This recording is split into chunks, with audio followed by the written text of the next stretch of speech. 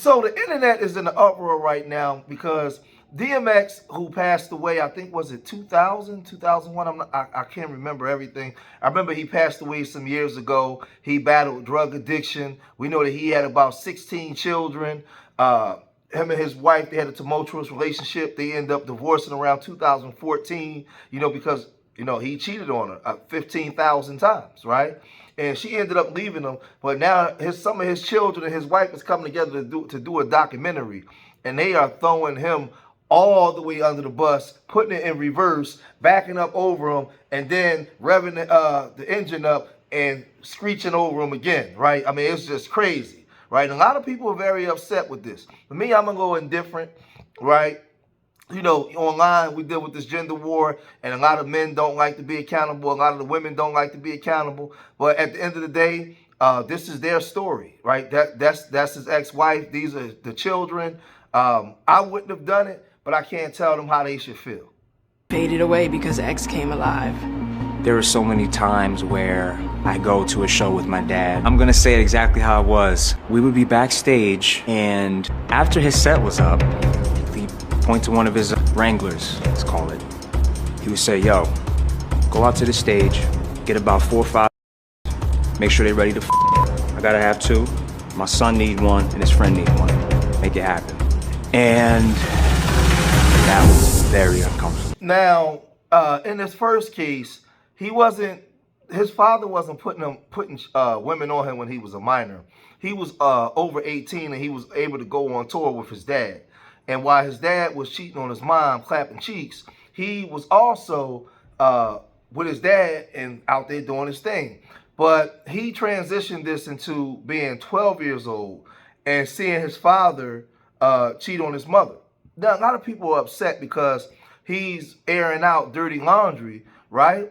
But again, the internet is full of lack of accountability, right? That's his dad, the way he views his dad. And some people say, oh, this is the mom putting him up to this.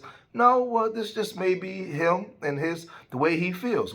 We don't know what his relationship with his father was prior to his father ultimately passing away. But he comes, in this documentary, and he says this.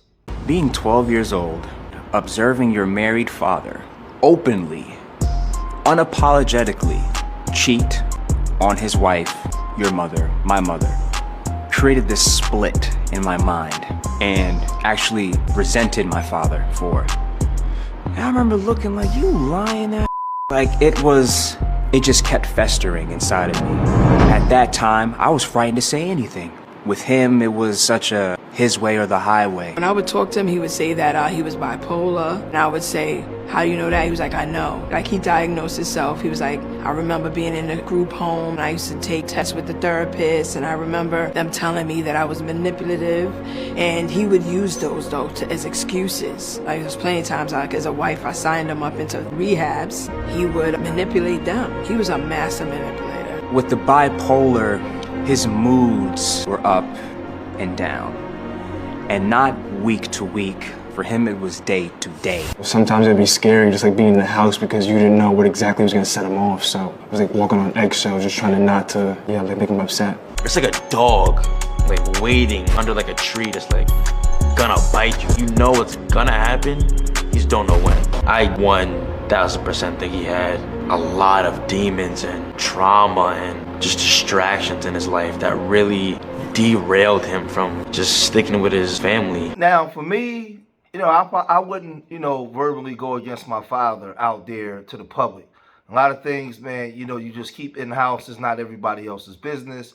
Yeah, his father's resting in peace. You move on. And I understand he loves his mother as well, right? He loves his mother. And he feels as though he wants to have his mother's back. And he wants to come out and address this with her. But, I don't know. Like I said, it's difficult to judge because at the end of the day, his relationship with his father is his relationship. And who are we to say that he's wrong? And he said that he was traumatized by watching his father lie to his mother and cheat on his mother. Now, he's a grown man now, and he may be totally different from his dad, and he has his own perspective. But the mom, his ex-wife, she was really laying into him in this, in this documentary, and was saying that, you know, he would say that he was bipolar. He would go off from moment to moment. He started really getting bad a year after I had Praise. He started being really open with using his drugs and getting very paranoid. He would walk around with a machine gun or a gun in front of the nannies, with something that he didn't really do. He would see things. He said a helicopter was one time looking at him. I'm like, no, it's not. He was very paranoid. Police are coming for him, the CIA. While he was on a binge and he was on tour, he's paranoid as hell. We leaving out of the hotel. He has his book bag with his gun in his book bag. Me, him, and his uncle are standing in the lobby. He says someone is following him, watching him, and he pulled the trigger, but because it was so muffled, we couldn't hear it. He shot his uncle in the foot. He fell to the floor. We see blood everywhere. I left my pocketbook on the scene because I just ran out with Earl because he was so delirious. We get in the truck, we take off. God had his hand on our car because they did a whole man search. We were the last cars to make it through the George Washington Bridge. The police shut it down looking for somebody who shot somebody in a hotel. Then he started getting, when he was high and when he wasn't high, very emotionally and verbally abusive. He used to try to make it seem like everything was my fault. Put Xavier in the front. I didn't put nobody nowhere, all right? Come on. Damn. He used to yell. At this point, he started getting really sloppy with his cheating. Because before I would never really know, I kind of addressed him on it and he blew up. And he was like, yeah, you, you know, I don't give a shit, like yelling and screaming. You know, I don't know why. For some reason, I thought no one could hear us in this room. And then I would come out the room and I would literally be like, hey, everybody okay? Like, this was my life. Like, I was so up in the head. Xavier was in the room and he was doing push-ups. And I said to him, hey, man, I see you getting your guns up. And he was like so serious. He was 14 years old. He said, yeah, I'm putting on some weight because the next time my father speaks to you like that, I'm gonna kill him. The look in his eyes, I will never, ever forget. Something electrified through my heart, through my soul. Girl, gotta go. I was 18 years old. My mom and dad were doing couples therapy. So I get a call and my dad asks me, can you bring in some pills? Vicodin is gonna meet you. He's gonna give it to you to smuggle it in because they won't let me do anything here. I said, wait. You're in a drug-free facility. You're asking me to bring pills in for you? I said, yes. I said, I'm not gonna do that. Now, I don't know if they needed the money. The money is low. You know, I don't know what kind of contracts DMX had. How was his money to be divvied out? Because I know he got 10,000 kids all across the country. So I don't know, but like it's ugly, man. But they wasn't done. I thought Earl really had it all together. I thought Earl really knew who he was. But he was drowning in his lies, his fame, and his mental health issues. The larger he got as an icon, as an artist, in his success, the harder it was for people to tell him no. The people around him was people that was just, yes, you wanna do that? Yes. Wanna do that crack? Yes. How much alcohol you want? Yes. So yes, his success went up, but him as a human being was declining. Now, there was a lot of people voicing their opinions on this situation in regards to DMX and his wife and the children. And this one dude, the Salt of the Earth, Shadiah Knight said, what's the point of this? Crapping down on him, yet you still want to be associated with his name and benefits. You're stupid.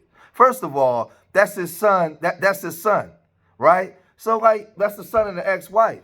They have children together. Like, some of you dudes on here are just like, y'all stupid. DMX has his faults. He even admitted it, but he's not your dad. And you ain't have to be married to him. He even admitted in his last days that he has so many regrets on how he lived. This is that influence of black women. Again, this that red pill stupid stuff, right? A lot of these dudes, I think, be LGBTQ too, man. That's the influence of black women. She's obviously bitter on how he cheated on her, transferred that bitterness to the children. So now he's want to tell the children how they should feel when they had their own personal experiences with their father. Like, again, a lot of women are not accountable online, and a lot of you men are trifling and not accountable online. It's just a whole lack of accountability. Nobody's accountable for nothing. How about the fact that he was a horrible husband and he made a whole bunch of 1,000 children and he didn't treat the children right and he was a drug addict? How about that? I mean, it's unfortunate, but it's the truth. The son is an idiot because any man who hates his father for sleeping with other women is a man who doesn't understand manhood. So manhood is teaching your son to sleep around with other women while lying to the mother. That's manhood. See what I'm saying? I don't even need to say more when you're dealing with this fool. That guy, he just need to put a blindfold on and walk into 5 o'clock traffic, man. He'll make the world a lot safer. But yet and still, these are the dudes that talk like this. These are the dudes that a lot of women gravitate to and treat the best. Guys that talk like this. It's unfortunate. Rico Gates, not defending his actions whatsoever. Yes, but you about to. But a sit-down, tell-all ordeal out of nowhere when none of this is news to the public seems a bit random. I don't know, LOL. Right? Then somebody said, because said, we all knew DMX was flawed. He even alluded to it in his music and cried out for help. The interviews is not new information, but y'all wasn't on the receiving end of his stuff, right? It's funny how when people are fans of people, they allow certain things, but you get mad at the recipients of the drama. You get mad at them for telling their story. I wouldn't have done it, but I can't tell them how they should feel. Mr. Weeks, nasty work, but he always had God in his tongue. There's a lot of people that profess to know God, but they deny him in their works. 1 Titus 1:16. So, it is what it is, man.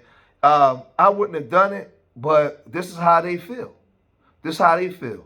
And, I mean, it's not a good thing. I don't know, man. Y'all gotta let me know what y'all think, man. If y'all made it this far in the video, hit that like button, subscribe to Street Media TV, leave your comments in the comment section. Remember, I love y'all. Till the next time. Peace.